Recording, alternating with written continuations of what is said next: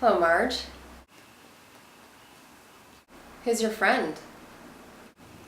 This is Lima. Patchouli stayed home. Patchouli is also a bird?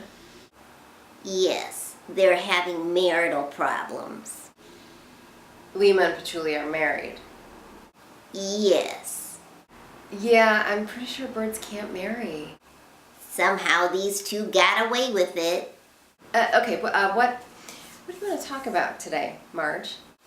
Patchouli wants to see other birds, and this is causing problems for Lima. Oh, you have bird droppings on your shirt. Lima has problems with her bowels. She is 200 years old. Lima should probably stay home then. Well, how should these two crazy birds resolve their differences, Dr. Jones? They should divorce.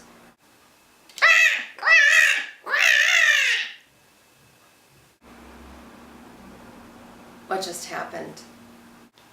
Well, I just told Lima that you think they should divorce. Okay, what was that noise that you made with your mouth? I speak bird. What?